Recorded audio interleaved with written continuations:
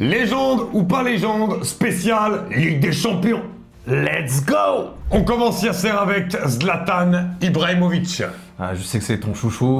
Et ça va être très dur pour moi. En Ligue des Champions, parce qu'on précise légende de la Ligue des Champions.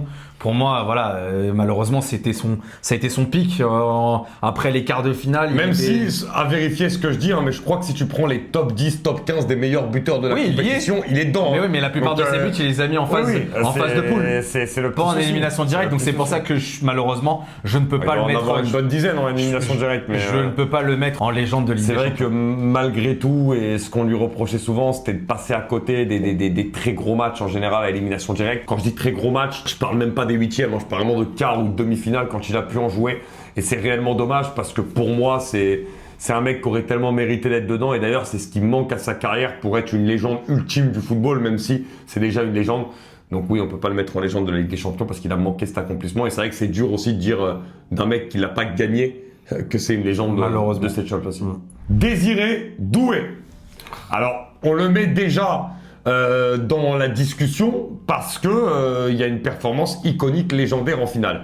Et on sait que quelque chose qui est légendaire, on s'en rappelle dans le temps. Ça n'a jamais été fait qu'un joueur soit décisif 3 fois dans une finale de Ligue des Champions. Donc doublé, plus une passe décisive. Donc c'est le premier joueur de l'histoire à faire cette performance. Donc avec cette par rapport à ça, déjà, t'es obligé de le mettre en légende. Il va être légendaire. Maintenant, oui, ça c'est pas une légende de la Ligue des Champions au niveau des très grandes comme les autres. C'est sa première année. Voilà, mais c'est vrai que déjà par rapport à cette performance en finale, peut-être qu'il est déjà légendaire. Parce que si tu me dis il fait cette stat-là en huitième de finale, tu le mets pas en légende. Mais non. Il fait ça en finale de Ligue des Champions sur sa première saison. Il rentre déjà dans l'histoire. Et ça restera légendaire en plus. Donc c'est peut-être que par rapport à ça, les gens ils vont dire on est culture de l'instant, mais non. C'est quelque chose qui reste. Bien sûr.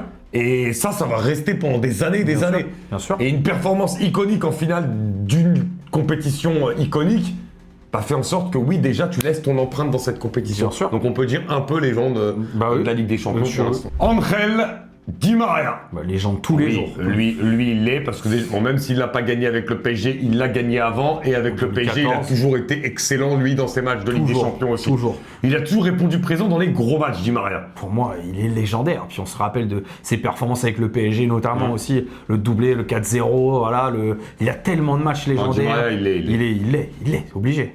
Thierry Henry. Oui.